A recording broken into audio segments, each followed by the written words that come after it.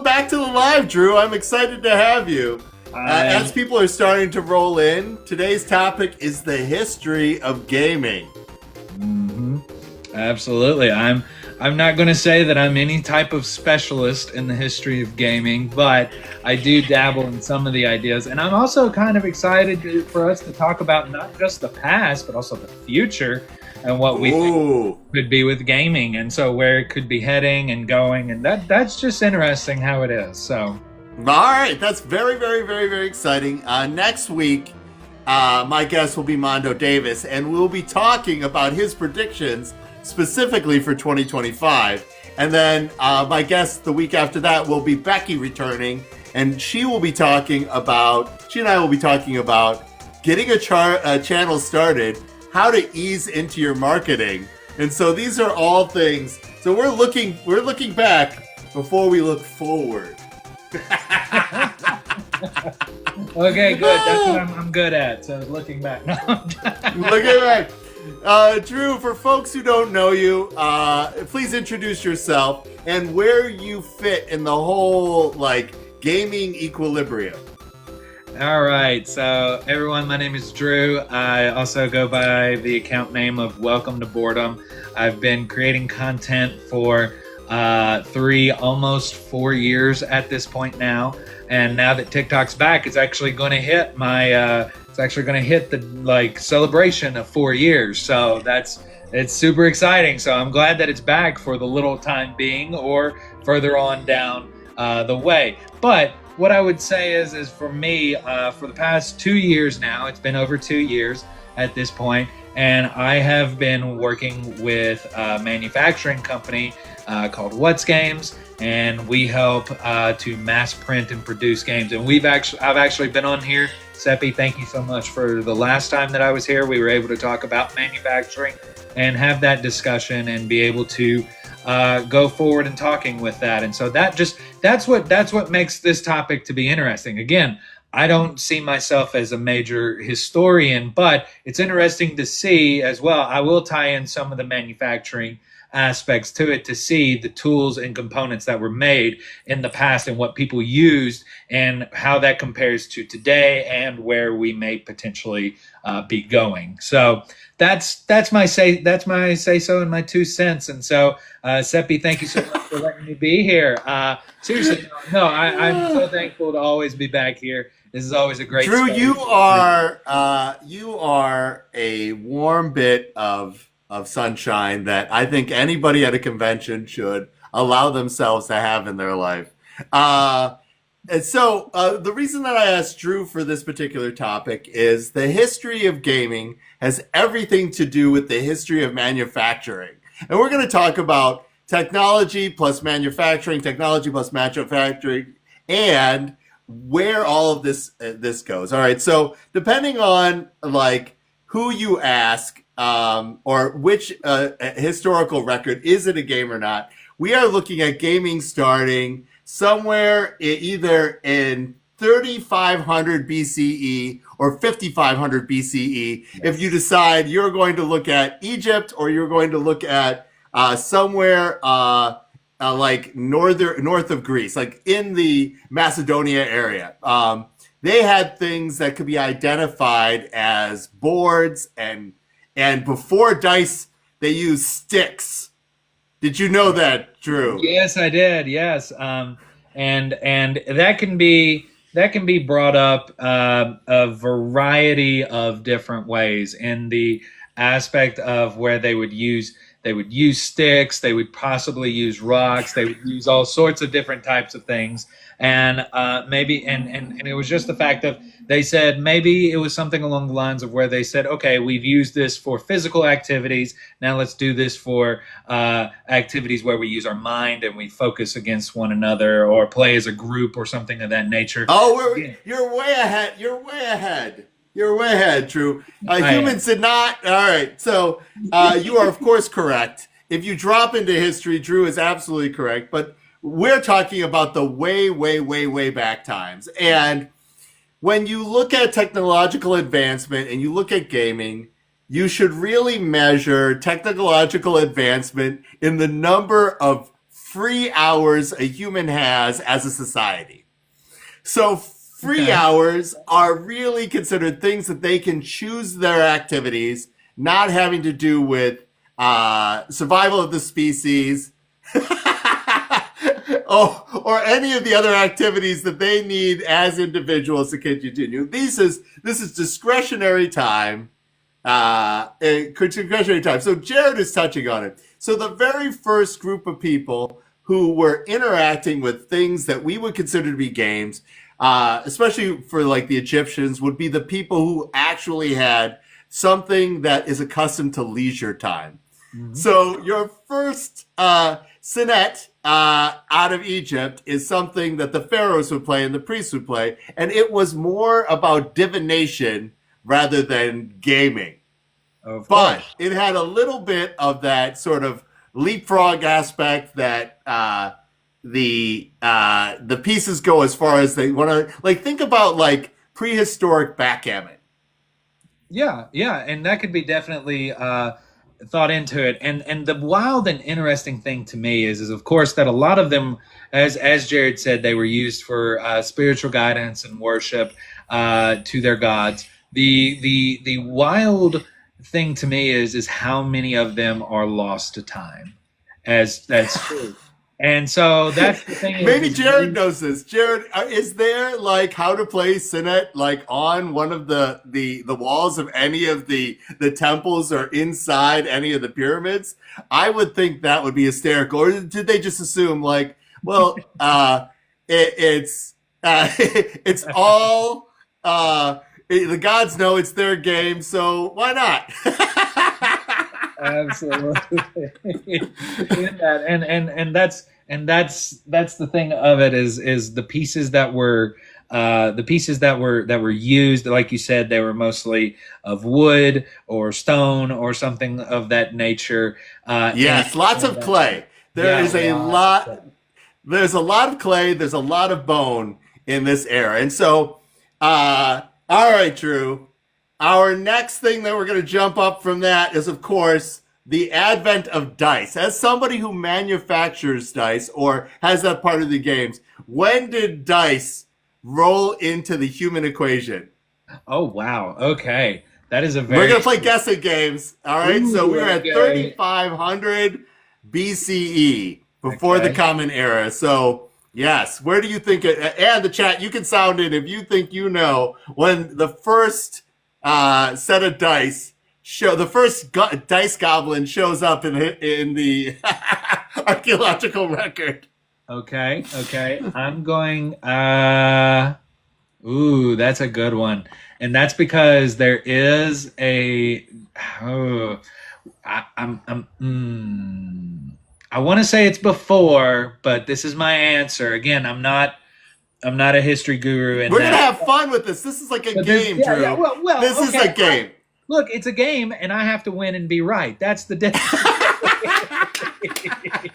You're winning at being charming and being a great guest. So yes, that's the thing. Okay. I'm gonna see. There was a game specifically that was using something similar to dice in through Norse, so with Vikings and things of that nature. Oh, those are ruins. Those- Yes. Oh, the Vikings throw ruins. Those are more like tiles. But I like Okay. where you're thinking in the historical record. So what is your guess? Okay, so then I'm gonna say it's way before then. So let's say but of course after 3500 BC, let's say 2000 BC. Let's say that. You are correct. Jared and I could go back and forth, but like the most agreed upon at the latest, they showed up in 2000 BC, and it is the Babylonians who we can thank for the dice. So Sinet and the Egyptians, they were rolling reeds and over, and that's the thoughts about it anyway in that case. So dice made it from ancient Babylonia to the Egyptians, and they upgraded from their sticks to dice in 2000 BC. So dice, of course, were originally made out of bone or stone or clay to begin with, and particularly bone because it's more resilient. You could carve it, and if it was for spiritual reasons, that makes more sense.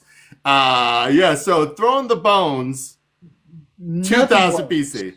Seppi, there's nothing worse in this life playing a game and you throw your dice and they just crack or break and it's just nothing worse. And that's a joke. There is obviously a lot of other things, but when it comes to gaming, I think that that's interesting compared to as well what we use today, especially to make dice. And so that's really cool because today most dice being made out of resin or being made out of acrylic or made out of wood. There's so many different types of ways that dice can be made in that thought process in that thought bubble of what it could be. So so that's really interesting that they use that. This is a very important conversation. Like Mhm. with your manufacturer, how and what you make your dice out of affects three things. Like obviously the cost is number one. All right. So as a manufacturer, like, okay, what's possible with in this price range? Okay. Number two, uh, the weight is actually a factor. Like we are coming to you know, like the shipping crisis last year, various other things. Like weight is a factor in it. And then the third, of course, is sustainability or eco-friendliness of an item, right? Absolutely. I am very proud of the fact that I still have my dice from the 70s that I started playing games with. they're Dungeons and Dragons dice or sets and old versions of Monopoly and other kinds of stuff that got ripped out of things. They're practically spheres now. I've rolled them so many that they've come apart. But those are the three components. So when you are talking to people, helping them make their games, what is the most expensive option in dice? Or and what is it metal? And what is the most eco-friendly version of dice that you offer? It's yeah, the most eco-friendly is going to have to be wood, obviously. The process in making that is going to be very more simple as well, similarly with price wise too. The dice that and as well there's more free range when it comes to putting on images on the dice if you want those to be, because that cost is what's going to be with us. The In my experience, the dice, when you're making it from acrylic or resin and you're wanting to put an image of whatever, put on a logo of some sort, put on some sort of image that you've created, then it's going to tack on a little bit more of a cost. Of course, metal is going to be the most expensive that you can do. But let me tell you, that's the part of the conversation where we're talking about getting into the future and where it's going. To me, I've not seen it. I know Jared's vastly more experienced, probably already seen it out on the market.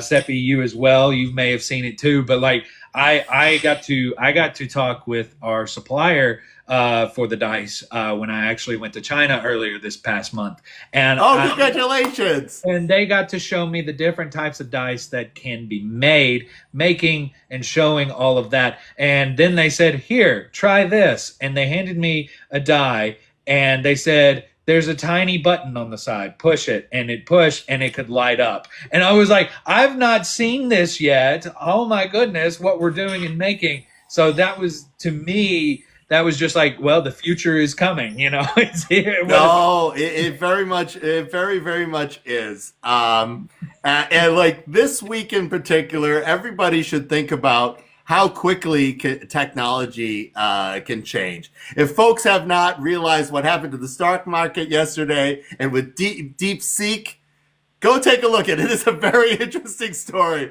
And technology as it is applying to gaming is even more interesting because it's a place that we can still have joy. And the goal is to bring everybody together. All right, Of course. Drew, we're Yes. going to continue on our history lesson since we talked Yeah. about dice and the future of light up dice. So we're going to jump forward to the birth of paper.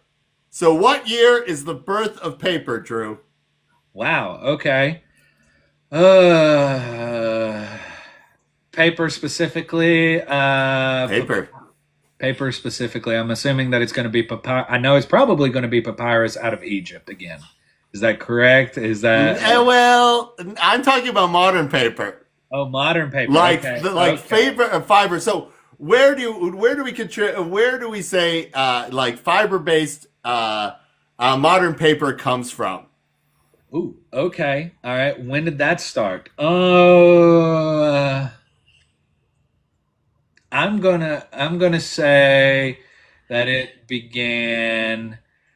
I'm assuming it's gonna be after the dice. So it's probably, let's say, Don't five. look at the screen because Jared is right. He's cheating. I'm Jared, you gonna. are absolutely correct, of course, professor of game design and Yes. technologist.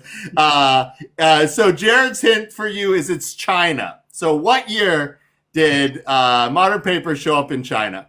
Let's go ahead. We're gonna cut it down and say 1500 BC. No, it's No. 200 BC. So we have now jumped innovation from the first game board, more or less, either 5500 or 3500, and then we Mhm. jumped 1500 years until the invention of dice, and now we've jumped another 1800 years to the invention of paper in China. Okay? Mhm. Okay. So, this Okay. is a setup, of course. Of course. Uh, of course. Uh, how long did it take playing cards to show up? Ooh, I'm going to say that it took about, let's say, I'm going to just throw a number out there, 300 years from that point. So we're going to No, be you 80. believe in humanity, Drew. That's what I like about you so much.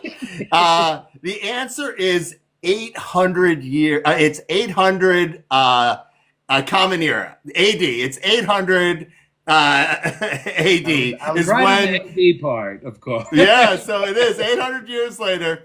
All right, 1,000 years later, and it is 800. And in the Imperial Court of China, again, there's no instructions for how these games are played. They think there was a trick taking game played again by people who were Mhm. important, who had leisure time. If your job was to think about how like everything is to keep on running and be royal and be anointed by the divine to to be in charge, you were the first class of people who had gaming available to you. Of course. Okay, Okay. Yeah, no, so that makes sense. That makes sense. So, from that though, gaming starts to proliferate much more quickly.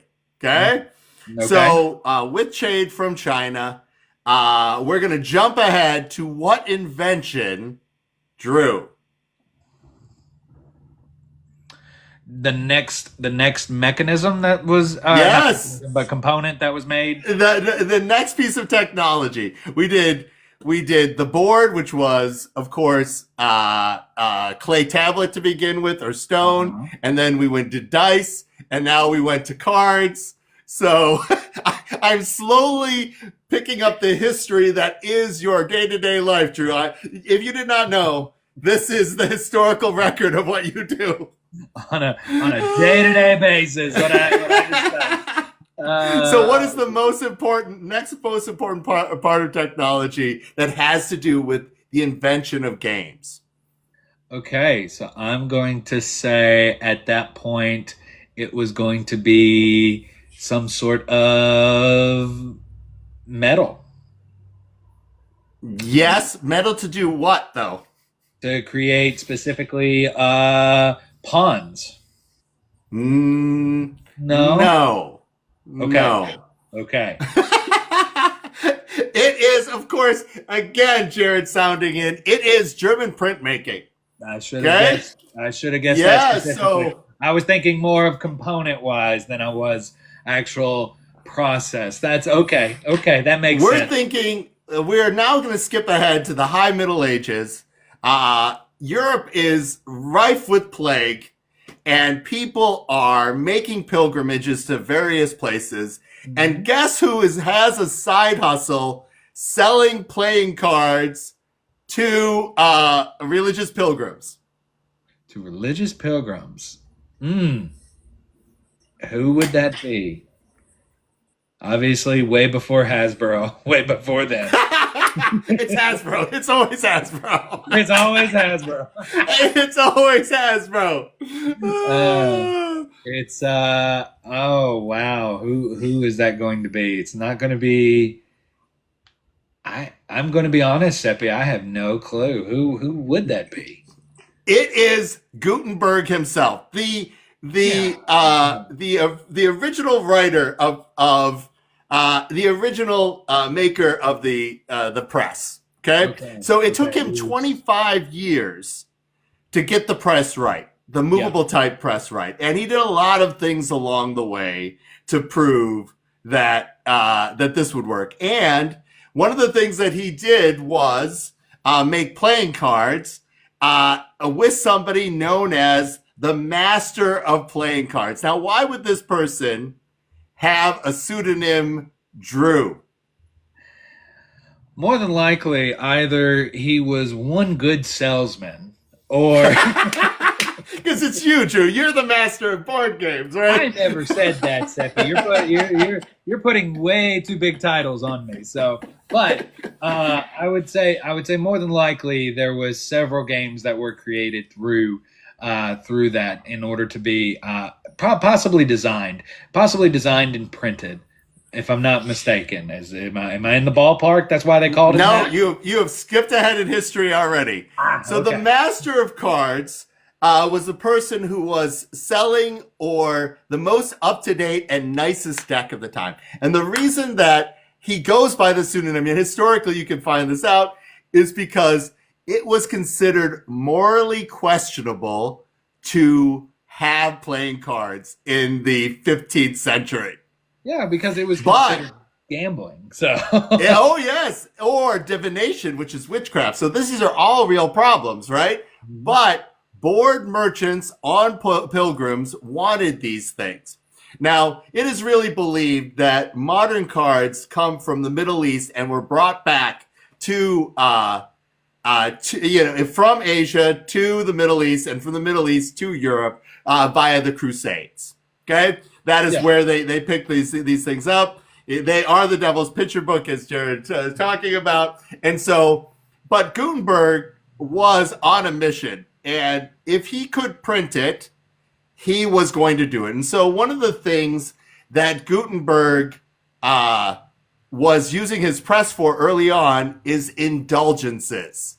The first use of the press is not the Bible, it was indulgences. You know what an indulgence is? I'm fairly certain that I do. I heard that long ago back in school. What do you remember? Or do you want me to help you out? I would appreciate some help with that. So Okay.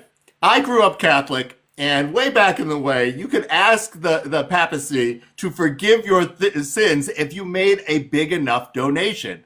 that's And more importantly, you could do this for people who had passed already. So, and then you got it written up. Well, the number of educated people who could write these things up was a small group of people, and it took a long time.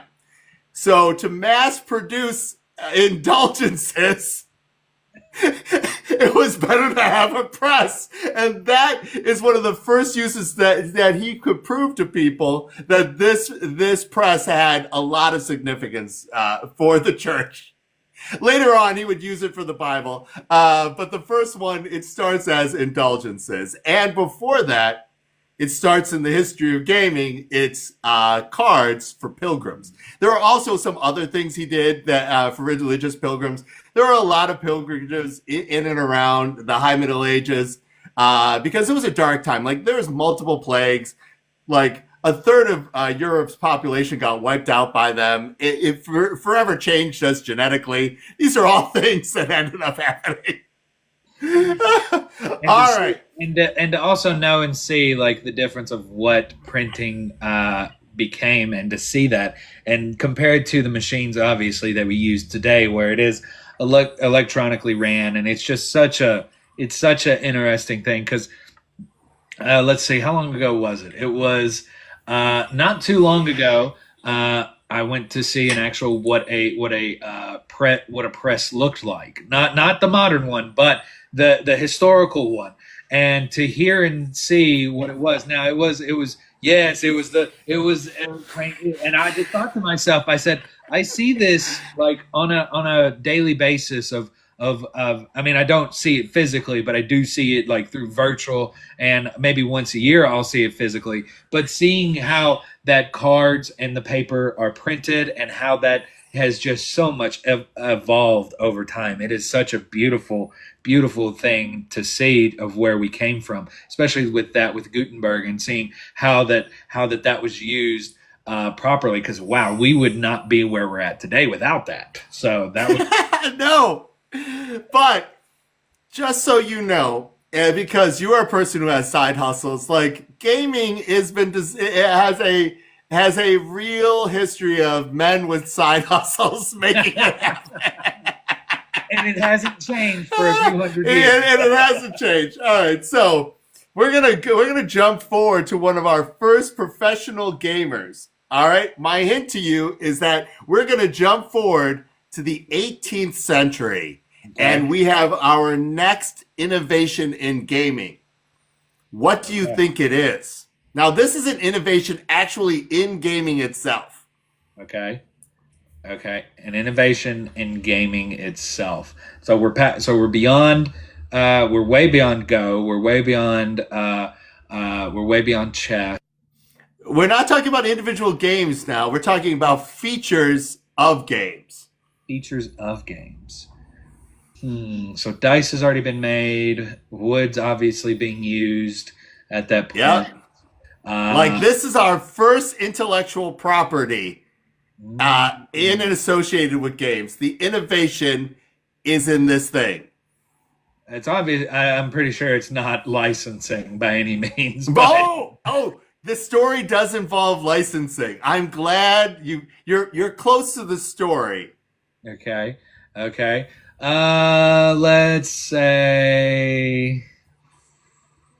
I love this, by the way. Thank you for going on this journey with me, Drew. Of course, I of love course. the quiz show, which is the history of gaming, and Well, so I don't want to say that I'm a huge history buff, but history fascinates me so much. So this is something that I'm having fun with. So don't ever feel like sure, I don't know a whole lot about this, but now I can take it away and have that. So that's really good to know everything that we have. I would 18th century.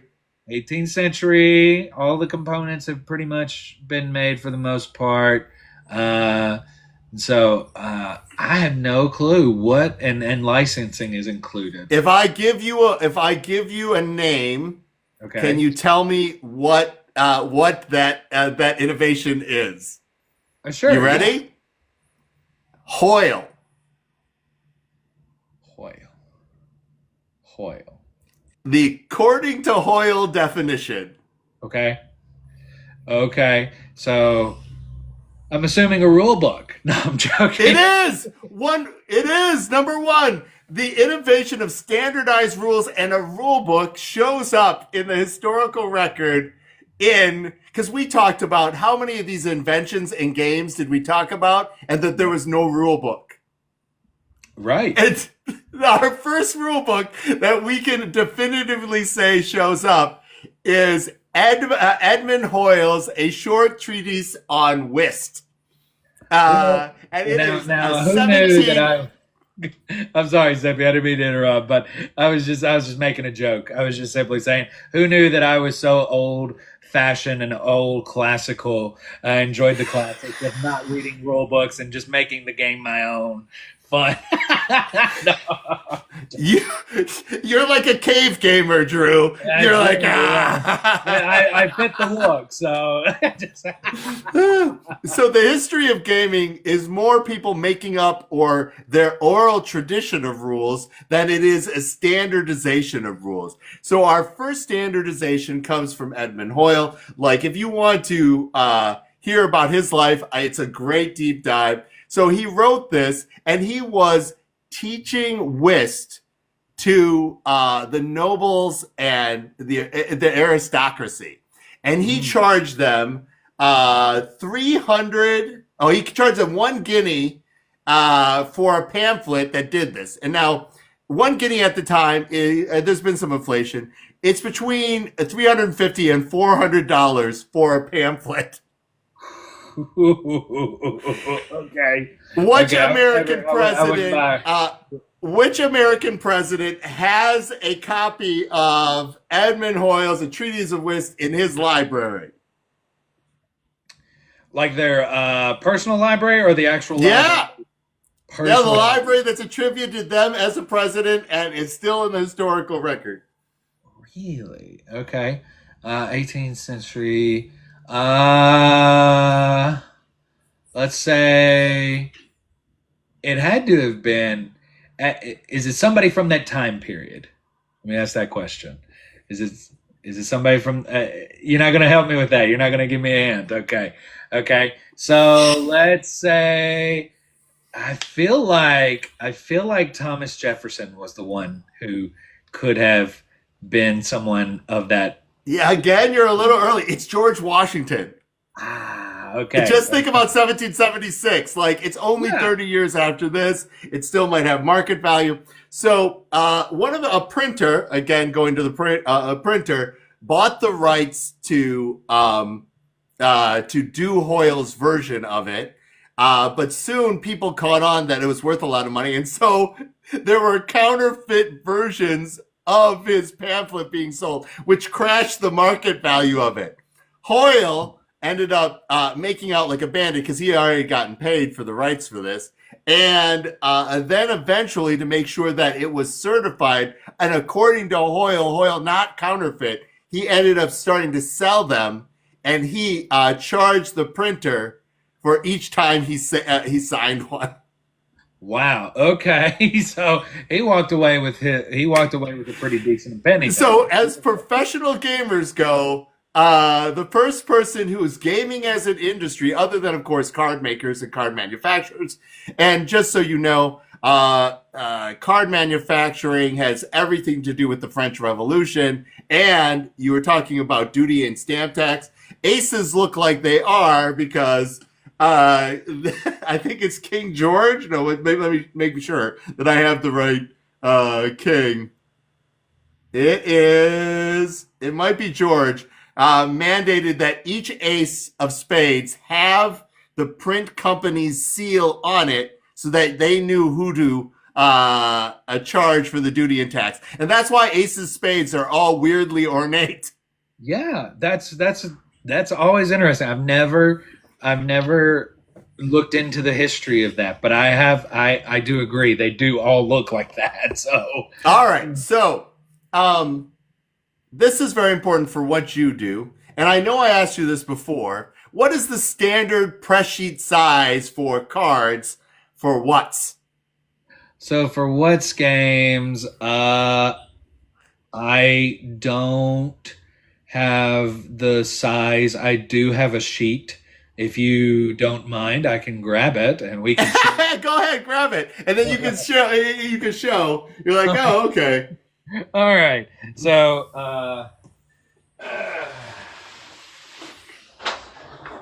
but this is not exactly cards on this sheet, but to get a good perspective of it, this is Nice. a sheet and how long they are to go with that. I would say it also depends on the type of cardstock that you use and material that's used. The nicer the material, the less cards that you can have on the sheet. And these are just, and that's just standard size poker. Like, I'm just going with standard size poker cards. And then I don't want to say lesser quality of the material, but the cheaper options are going to have more on it. So we're going to talk. Let's talk about manufacturing really quick. And the answer to the question is 54. Yeah, yeah. Okay, That's it is yeah. normally a 6x9 sheet, and presses that work on games are either sheet fed or roll fed, depending on what you're making. And you've seen that before, right? Yes, And absolutely. yeah, absolutely. So the fact that there's 52 cards plus the jokers ended up being why sheets are the size they are, or why cards are the size they are to fit those sheets, vice versa. So Right. gaming affecting manufacturing, affecting gaming, affecting manufacturing, and there's a big cycle that goes along with that. And Hello, everybody. Welcome to I'm the sorry that I live. misunderstood Giuseppe on that. I thought you meant the actual size of like the actual sheet, and I'm like, I don't know how big this is, but I haven't measured it. But I agree absolutely. For us, being 54 for black core standard size poker, and like I said, that number goes higher if you go down to white core, which is everybody's kind of like base of what it is. And so I do believe for What's Games, it's 82 per sheet. So Whoa. You yeah, guys do that. That's just crazy. All right. So this matters. I do a little thing on the other channels called the Board Game Design Tip for the Day.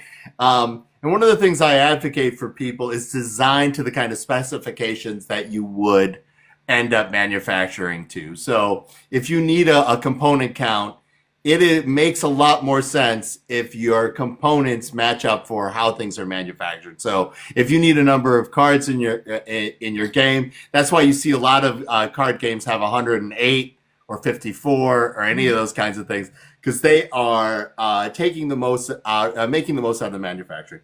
oh, So absolutely, everybody, welcome to the Board Game Live. We're in the halfway point. My guest, of course, is Drew from Welcome to Boredom and What's Games. We're discussing the history of gaming, and particularly how technology has led us to this point. We have traveled through the colonial period, and now we're showing up at the end of the 19th century. What happens at the end of the 19th century that is so significant? let's see. That one is going to be, of course, Milton Bradley is at the peak of his of the creation and design and getting Not games. 20th century, 19th century. We're talking I'm still early. 1895. 1895. So I'm a little early. I'm not. But Again. yeah, you're a little early, but you're in the exact right place to be. See, that's my problem. I can get a good idea of the timeline, but it's a little confusing at that point. Now, let's see. So there's them and there's Milton Bradley and the brothers. I apologize. The Industrial Revolution is a great hint, because Yeah. this game is about the evils of the Industrial Revolution. And this game, of course, is... I know it's not Monopoly because that's the evil. It is Monopoly. Is it really? I thought that was the Yes. evil of capitalism. Yes, Which yes. I guess the Industrial Revolution can be that. As a cautionary tale, and I should have her name, but in 1895, Monopoly, the thing that eventually becomes Monopoly, is written, and its rights are sold eventually to all the people that we talk about. And we are now into not the modern board game era, but the family game era has started. Yes.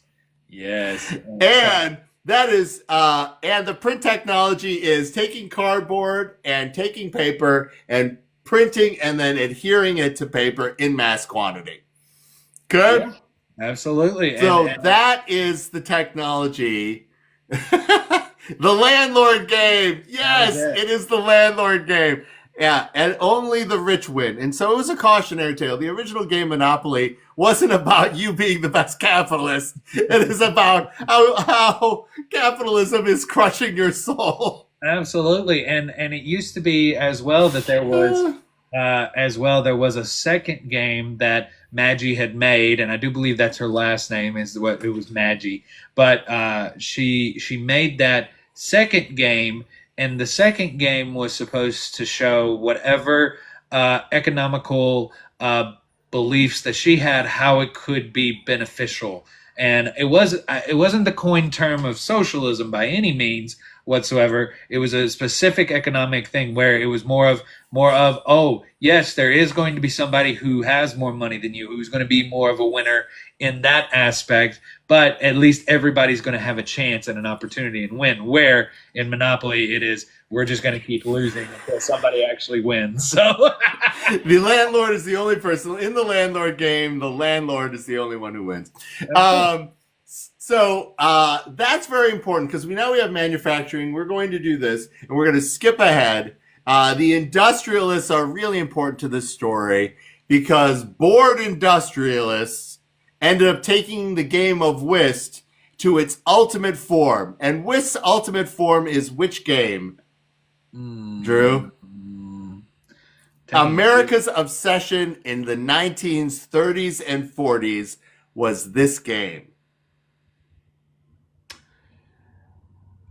I feel like this is a trick question, Seppi, that it could a trivia question here of it being Monopoly, but it wasn't.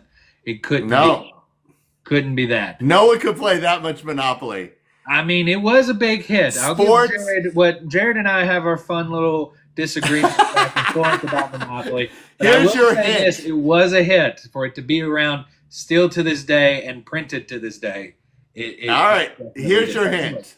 Go ahead. Sports Illustrated had a column dedicated to it. Ooh, okay. So Tabletop Hero being here, appreciate you being here. I don't think it was Twister. Twister probably came around in the 60s. So, that is a very late 50s title. Yeah. You got me, Seppi. You got me again on this. What is it? It's Contract Bridge. Contract Bridge. Okay. Bridge was America's obsession for the majority of gaming in the 20th century. Okay. So my aunt, was a master level bridge player with my uncle, and I had asked them in the 80s to teach me bridge, and they were playing in the tournament circuit and so forth and whatnot. It was still like a very much live thing that you could end up doing. And obviously, the American consciousness and obsession with chess started in the 1970s with Bobby Fischer, so forth and whatnot. And so there's some other things that wane after that.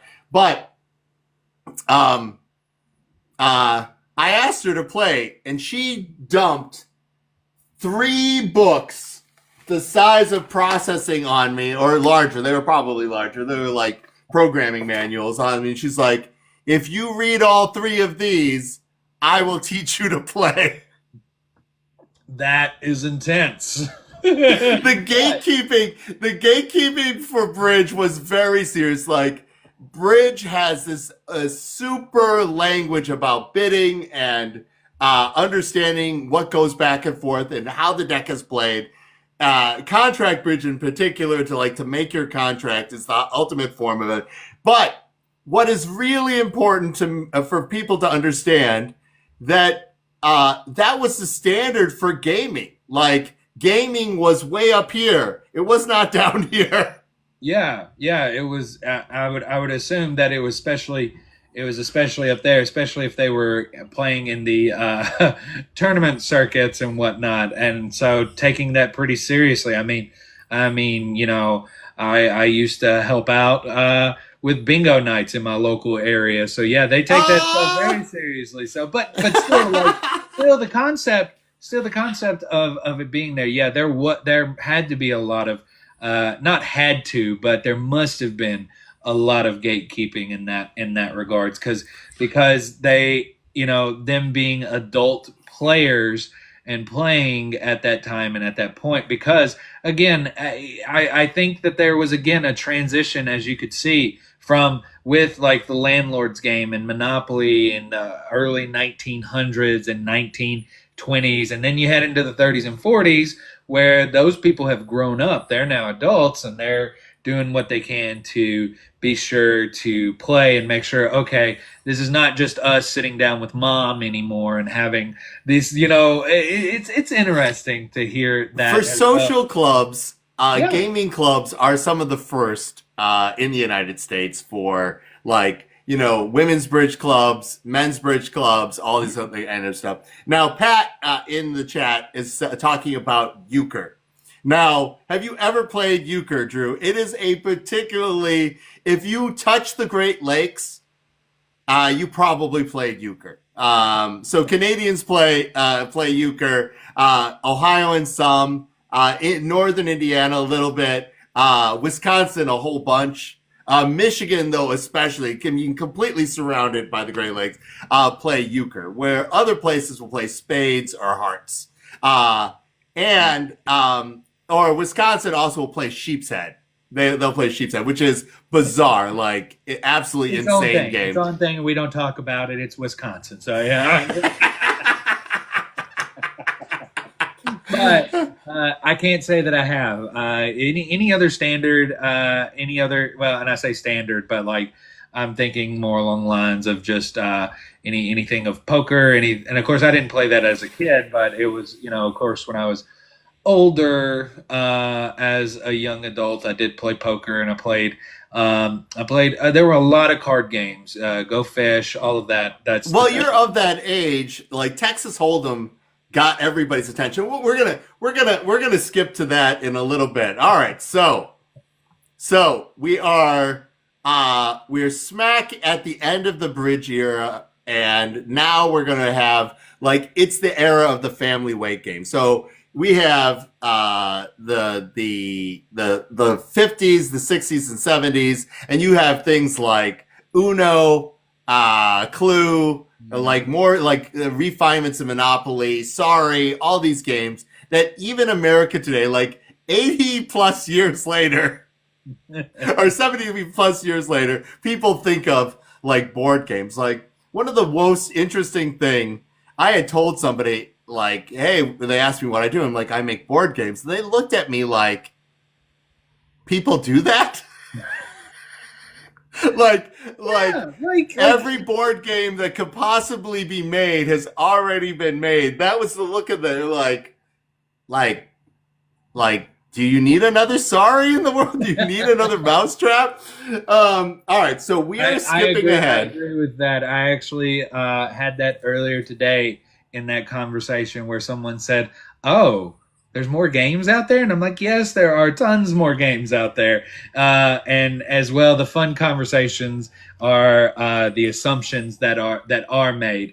And Seppi, you probably have this be told to you quite often. I know you make days where you can play games to enjoy, and you play games that you want to personally enjoy and play, but then you also have games where you're trying to test and see and get the designer brain moving and things of that nature, and see what's happening and things of that nature with that. But as well, especially on the manufacturing side, it's just funny because someone told me just the other day, they said it must be nice to have a job where you sit around and play board games all day.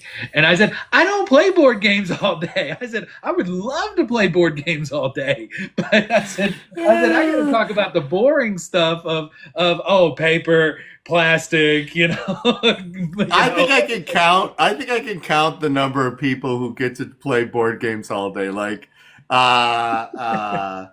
Rodney from Learn to Play, the Dice Tower people, like that's their job. Like that number of people is very, very small. Oh yeah, there's a very small group of people who do that.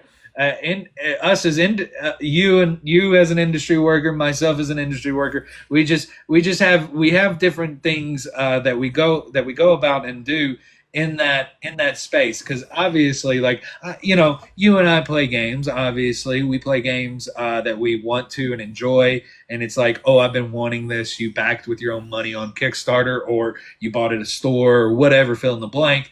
As well, you have games where you're like, I need to see what's hot, what's going on, what can do that, and what can we do in that regard. And it's the same thing for me, whereas I got to see, okay, well, what's our competitors doing? What are they doing that we're not? What are they applying in that we're not? Okay, well, we need to adapt and try to be able to do that, where the creativity combines, and there's a tension between the creativity and the possibility of what we can do. So I'm sorry. Yeah.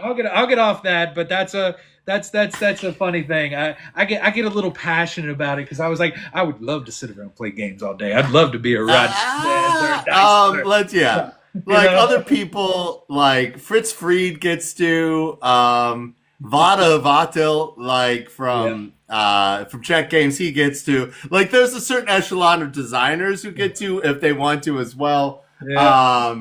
Yeah.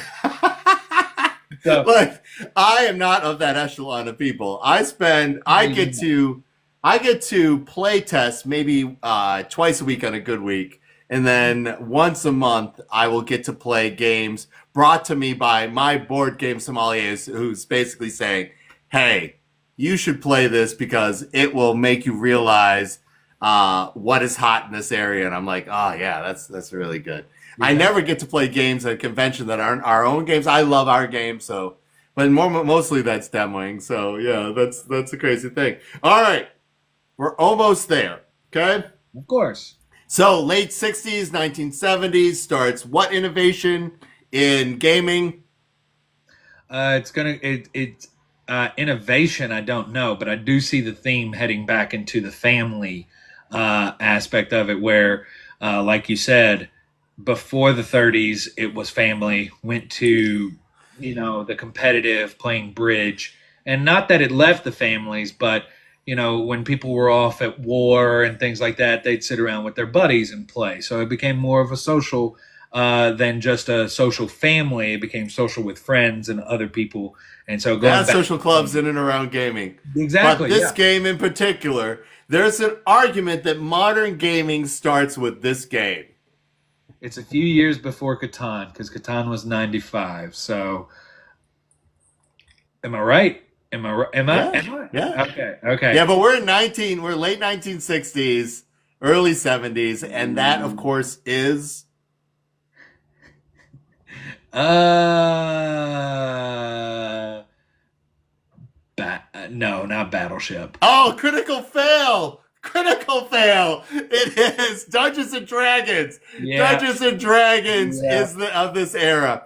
So in Dungeons and Dragons, obviously, people in and around the Great Lakes region, particularly Milwaukee to Geneva, got together and decided to make a fantasy setting that reminded them of Lord of the Rings, that used aspects of miniature wargaming, historical miniature wargaming they wanted, and thus was born Dungeons and Dragons. Beautiful. And I All right. that's what it was. Okay. I just thought that was, for me, I thought that was the 80s, but I guess that's when it got super popular, was in the 80s, countrywide. No, 80s had the Satanic Panic. Okay, so it must have been. It doesn't Well, actually that's get what made it popular. popular. People, you got kids who are kids who are like, "Oh, this is super cool." Yeah, the satanic. Yeah, It existed. my favorite Yes, that Satanic. happened. That frenzy, that craziness where people over there happened. But I think that also made people be like, "Oh, well, Yeah. my parents are acting like this. Let me play it."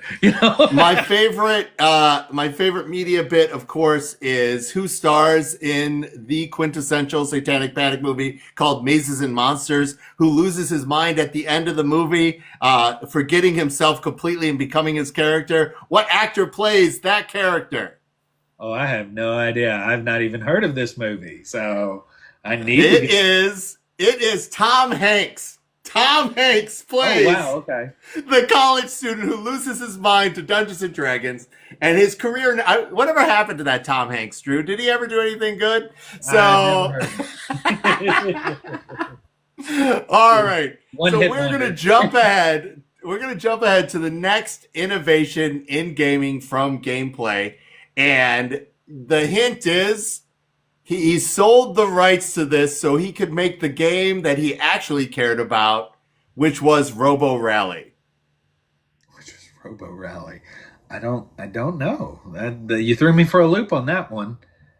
Who made Robo Rally? Who made Robo Rally? All right, stream. Who knows? Does anyone in the stream know who wrote Robo Rally and what game they sold the rights to so that they could produce Robo Rally? They sold the rights, and then it became an innovation and popular. Chad Chad from the source in the Minneapolis knows the answer, and it is Richard Garfield sold the rights to Magic the Gathering so that he could make Robo Rally. Should have known that. Should have known that. Okay. So we are in deep to the CCG craze, and Minneapolis is weirdly centered for the birth of gaming and particularly role-playing games. And this is why the history of gaming is such a vivid topic. You can talk about creative partnerships in and around gaming, and they lead from Minneapolis to Seattle and other places.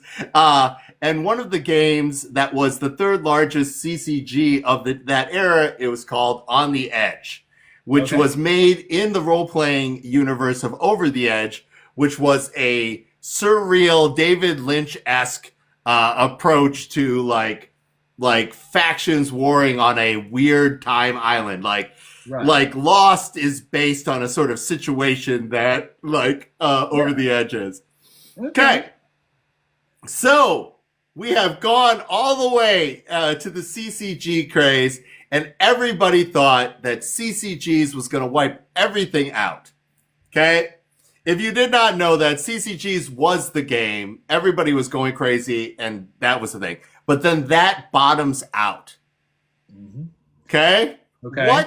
What is the next bit? And like everybody, this is an instance where everybody picks up, and this is the game they're playing. It was Magic the Gathering and all the CCGs for about a decade until this halted all gaming. Halted all gaming. So we are looking at 2002. What cataclysmic gaming apocalypse happens in 2002? Ooh. Oh, Pokemon's close, but no. Pokemon is part of the CCG phase and is part of the CCG crash.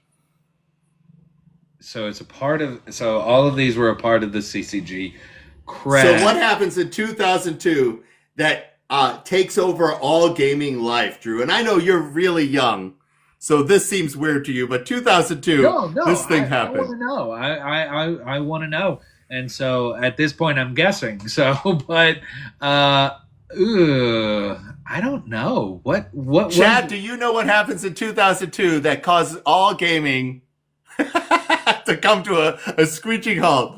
Tamagotchis, I love that as an answer. It is not correct. But the answer is Worlds of Warcraft. Oh. Worlds of Warcraft crashes gaming, brings all gaming to a halt. Everybody who was playing these other games all over, everybody was logging on and playing. And it is what they thought to be the death knell of tabletop gaming. They thought if people can play this game all the time, and people were, and I was in that group. I had just made a whole bunch of .com money, and the .com bubble had burst. The first bubble had burst. Yeah. And so I had all the money and all the time in the world, and I spent it in Azeroth.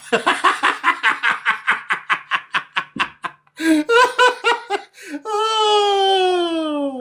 I do recall my friends. Yeah, I should have opened like what we're saying here and everything. I wouldn't have thought video games. I would not have thought that. It is. It's particularly the game that brought and so in the history of gaming, as we are moving along this history, and we're talking about today's topic, which is the history of gaming, and are we coming up to a catastrophic or evolutionary event? It is these moments when everybody is playing, or a large portion of us are playing the same game. And so Worlds of Warcraft Spawn not only took all of gamers but made them a critical mass, it added a whole new bunch of gamers who did not know that this was for them. Okay? And it ate their lives, and in 2 to 3 years, it spits them out, and boom. You now have people who are endorphin-hungry maniacs who are looking for something as exciting as that. And so you have two things that split off from that at that time, okay? You would have the birth of Steam. Okay. So you have independent people publishing games that don't need boxes anymore. We're talking about the digital distribution of games. That's the technology for Steam. Okay. Yes. And then 2, you have Dungeons and Dragons tried its 4th ed, which was very World of Warcraft based, and so if you like it, it's good for what it does. Right. But then they did an open source version of their game, and the gaming renaissance for RPGs starts. Ooh, okay. Okay. And that was going to take us to the economic crash of 2008 when that bubble all over. It's like everybody on the planet was publishing something for Dungeons and Dragons. And that's also when Pathfinder is born and so forth and whatnot. And your modern Critical Role people have everything attributed, written up into that set of groups. Oh, and so that's interesting because then that crashes out. It's almost like crashes out in 2008. And then what happens in 2009 and 2010, Drew? And this affects your life. We are now in your life. It opens up the capability of more people wanting to design board games, and then that opens up the manufacturing. Wait, yeah, close. Okay. The financial crash of 2003 had everything to do with the credit card industry. Yes. Okay, and all those presses that from companies that were printing out credit card like bills and offers for credit cards, all those presses ended up where?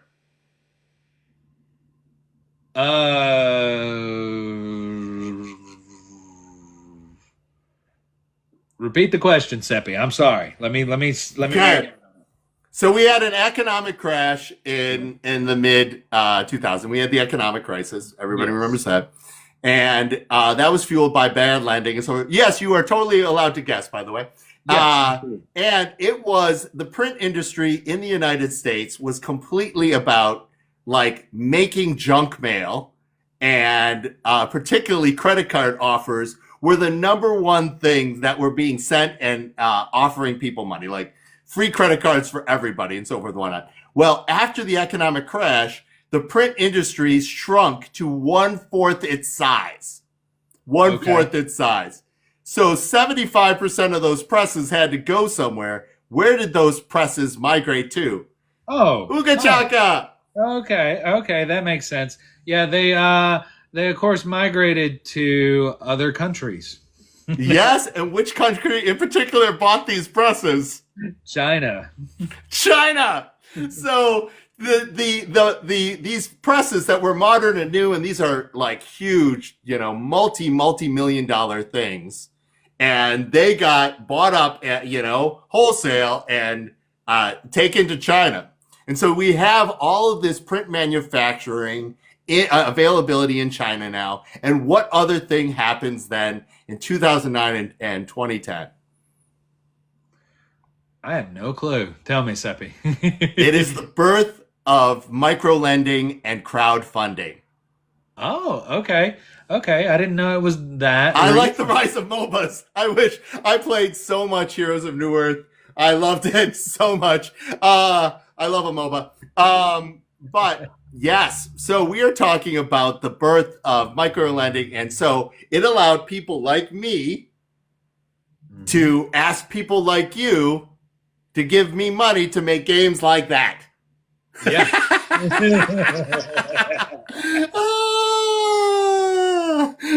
You're doing great. It's not about, remember, there are no bad answers, just bad game designers. Shay, you're fantastic. I can't tell you enough. So, that innovation, of course, creates an explosion. Yes, decentralized capital. And Chad, I love you so much. Decentralized capital, getting people to it, and it starts the golden era of a crowdfunding. And I would say the golden era of crowdfunding was from 2010 to 2020. It was probably actually only really from 2010 to 2013, but whatever. Like, Okay. Okay. And we're I wish we had more time to talk about it. I don't want to, I enjoy being here and talking about oh, it, you but gotta go! Oh my God, we no, overstayed I our don't need to go. welcome. No, I don't need to go. But I was just saying, if we have the time, I would love to dive in and talk about that. Why you think it was 2010 to 2020? I'm just curious. So, Well, you first of all, you had people writing books about how to make the most of it. So Jamie Stegmaier has his book about in and around that time. okay. You had people participating in the title in that, and you had the people who are like the indies, the big indies, or the big people who showed up out of it. They all come out from this era. So we have Leader Games from this era. We have Floodgate from this era. We have Stonemaier Games from this era, and also for the whatnot, right? And Okay. so, and the fact is, again, we have all the gamers who are going to participate in one thing be doing it together. So everybody is like excited. And there could be a real argument. Yeah, if you have a question, I would love to see if I can answer it from my limited perspective of history. Drew, do you have a little bit more time if people are engaging or Yeah, no? yeah. Yeah. I have a little less than 30 minutes, but that's All here. right. Well, I promise I won't drag it more past it because this is really the question. All right. Of course. So you had all these people participating in crowdfunding and very excited about it. And we could really argue that the death of crowdfunding happened when they crowdfunded potato salad. Like potato salad might have been the death. It's when crowdfunding jumped the shark. There was still some good moments in there, but like everyday people were getting caught up in the gamification of crowdfunding, and it was open to everybody. It was still a wild west and all this kind of stuff. Also, though, this is into yeah. Look this up. Shane, look up the potato salad. It's oh man, it made me so deeply ashamed. I had worked like multiple years on a game, and potato salad crushed me. Like totally crushed the goal that I had done. But potato salad. So, the this era of gaming also had everything to do with the social media platforms, and particularly Meta, being the push button accelerator for crowdfunding. Okay. Other than Japanese games, are there any other decent anime game publishers? It's by IP. The anime titles each have their own something, so nobody like Japanime is really dedicated to those. Like Princess is obviously like Steven Universe anime-esque like sort of title, but you're really looking for specific IPs. There are different people making like giant robot based titles too. So depending on the subgenre of anime, you can find them, but you're really looking IP by IP for that question. So Of course. back to the question at hand, which is why is that era ended? The media landscape has changed. Yeah. Right now, I would argue it would cost anywhere from $8 to $15 a conversion on Meta to get someone to buy your game. Okay. Okay. And so, that's in the last 5 years, not Yes. in that 2010, 2020, as you said. Like Meta's audience has shrunk, people's participation, and obviously for all the reasons, like people need to switch off. They just need to let go, right? And they don't need to be reminded of all the things that are awful. And so we have this fragmentation in social spheres and how people are spending their social media time, and places that people are going like here are really hard to monetize for conversions. And so the engine that you used to be able to go to and say, hey, I have a crowd fund that is, doing well. It's made $15,000 in the first X amount of days. I'm going to hit this switch. And now this switch means it's going to make 2X or 3X what it was going to. Like Of course. that era is done. Yeah. And that is why the golden era of crowdfunding from 2010 to 2020. And we also see like there's a lot of disgustation with modern media. Yeah. Yeah. Yeah. I agree. I agree. And All and right, it's Shay. I love this topic. I don't know if I could write one, but obviously I'm quoting a lot of other people and a lot of other sources to make this whole thing. Today's topic is really supposed to be a conversation starter. Oh, Drew, I cut you off. I'm sorry. What were we going to say? oh no. I was just backing up on that and just saying, well, thank you for explaining that. That was really good. And Shay's also right. You need to definitely get a book going on this. So it's just interesting to hear this because I'm enjoying my time as being the guesser and sorely losing at this game. But it's not about being good or bad at a guessing game. It's about being just us having a good time. And as well, I'm learning. So thank you for taking This is your history right now. You are living it. We are all living this. And so the question of are we in a place like there's a real argument that 2020 is a watershed year for gaming because it doubled the size of gaming. And the demographics for gaming shifted. And now the majority of people who call themselves or identify as gaming are women. While simultaneously, game media and the places where games are sold have not caught up. So the question is there going to be some sort of technology that is presented? Is there going to be some sort of change that brings us all together, or at least this silent majority of gamers who are not represented in game media together to create that evolution? Are we seeing that with like Elizabeth Hargraves? Are we seeing that with Amy Bao? Like, are we seeing that right now? Like, I myself am a dinosaur. No, no. I'm the Ed Wood of gaming. I understand that. Do you know who Ed Wood is, Drew? I do.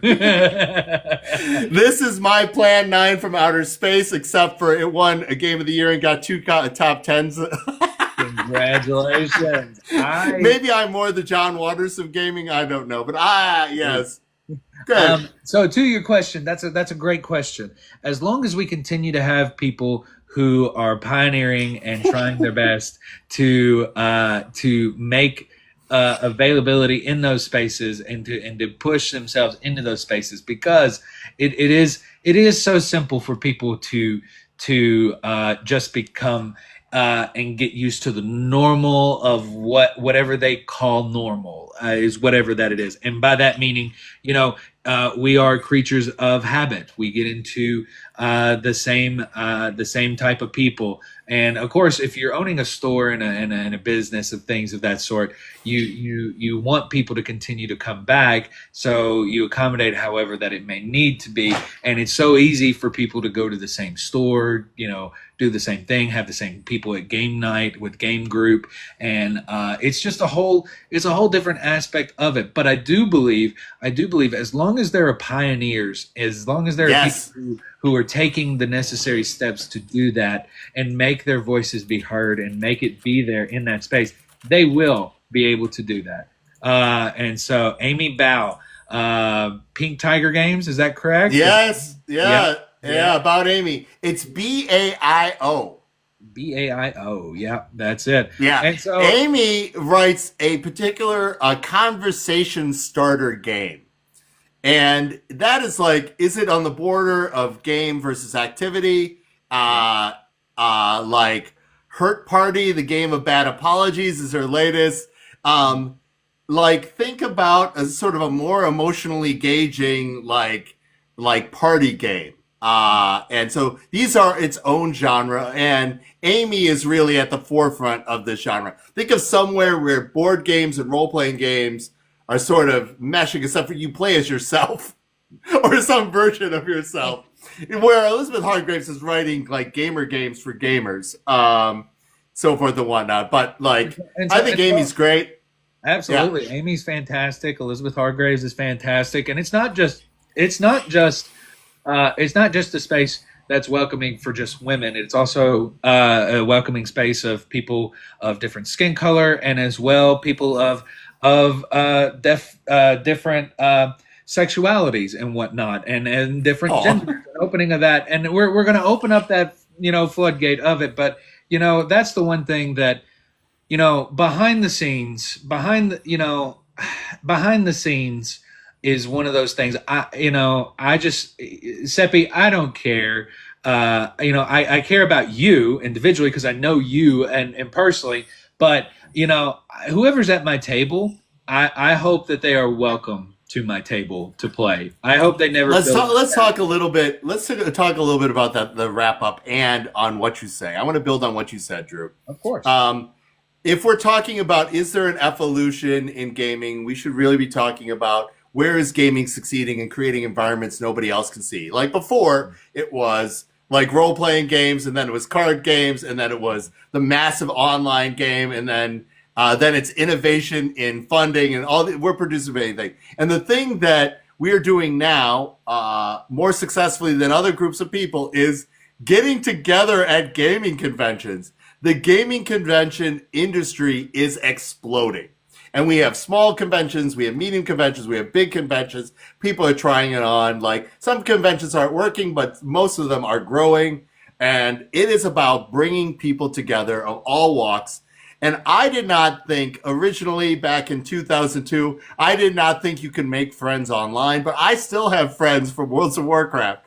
And when I started going to conventions, I didn't think conventions would be such, but now I understand that my con family is a real deal. Like the people that you see and play games with like 4 weekends a year or 2 weekends a year, you see much more often than sometimes your family.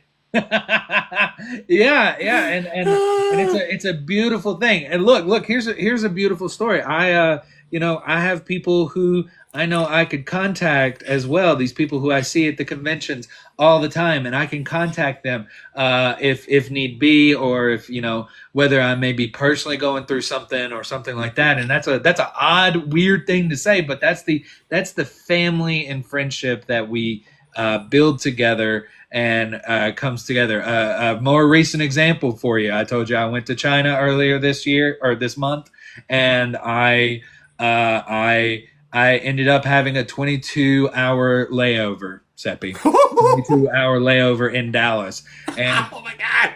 I called all the people I knew in Dallas that I see at conventions, and I say, "Hey, are you free? Would you like to go get some supper tonight? Would you like to hang out and just And it was a beautiful thing because it was Matthew Ryan with Envy Born Games who No, I love Matthew. Did yeah, you he play games with came. him or did you split the check? So we but that's a recent example of what it was. He took me to his favorite game store, showed me like the games that he thinking of buying and wanting, and then talking about that, and then we went to eat, and it was but that was a recent thing. If I had not gone to game conventions and had met or even been on here, let's say people who are just watching, and they're just being entertained, not actually putting out content. If I went to a convention and I had somebody that I knew, that I met, that I played a game with in Dallas, I hope that those people are able to call up a friend or anything like that, maybe for a layover, whatever the case may be. It's just the point in the conversation that I'm trying to make is just simply like there is that passion. There is something that's special about getting somebody around at your table, no matter who they are, and it's overall the experience that you do have, whether it's a There was co-op game.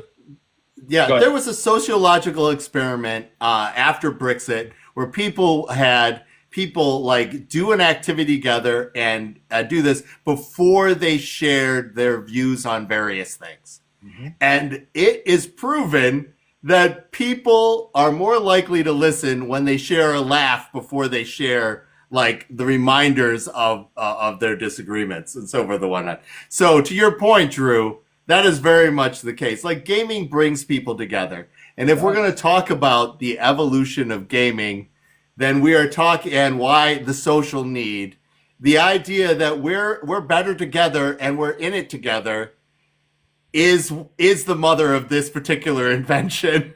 Of course. That's at the end of the day. That's what this live is mostly about. In 30 to 100 years, when ourselves or our or our the family members that are go on before us or after go on after us, and they're playing with their VR sets and playing Tabletopia and Tabletop Simulator and things like that. It's just it's the beauty of it that gaming is definitely something that does bring people together. And I see that we see that from the past. We see that as people who took their time out of their day to learn a game through verbal speech. People who bought games and had the rule books and everything of that nature. And the fact is that getting people that around the table who have a common thing of, hey, we want to play a game and we want to sit down and enjoy our time together. I think that overall it is that experience, like you said. Yeah. So anyway, we all have, there's so much going on. We're going to go to the wrap up now, but I really want, before we lose too many people, to talk about two things. Number one, happiness. If you feel like your happiness is under attack for whatever reason, the worst thing you can do is surrender that happiness to anger and fear. Joy is a protest.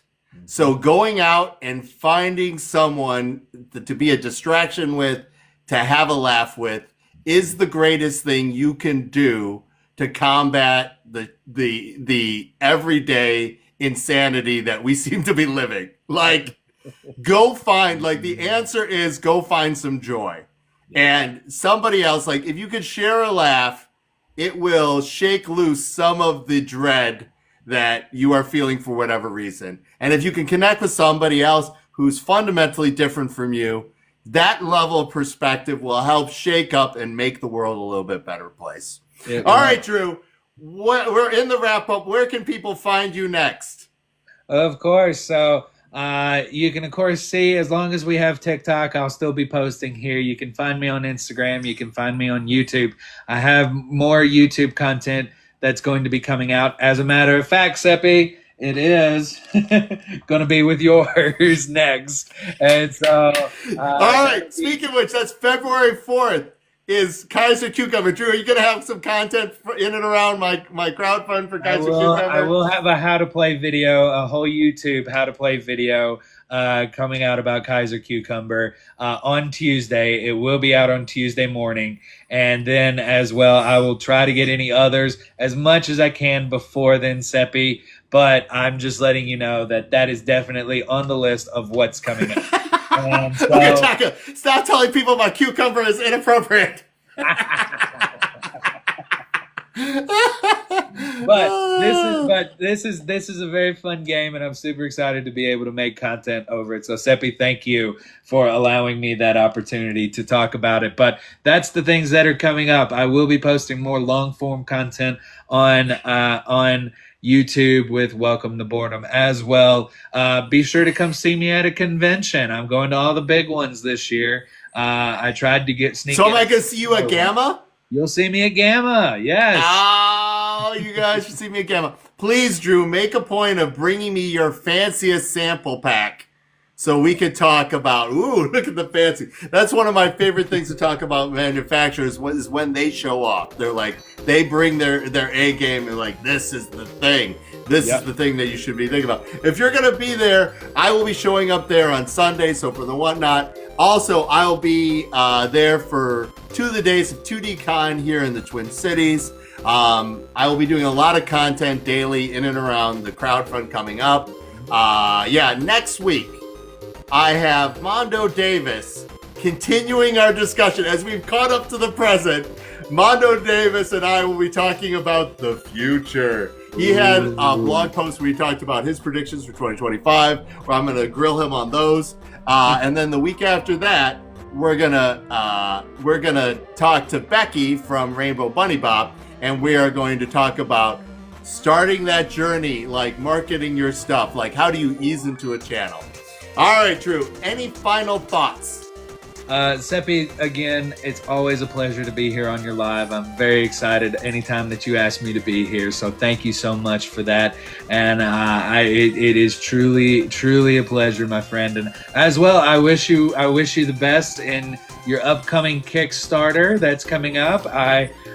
Next Tuesday, February 4th, correct? Am I Good. Next Tuesday, February 4th. I will make sure I have sent you an email with all the latest stuff in case you want graphics and other things like that and all the latest stuff. If you haven't checked that out, please either jump over to fightinthebox.com or Kickstarter and look up Kaiser Cucumber, and you can see all that stuff. It's incredible.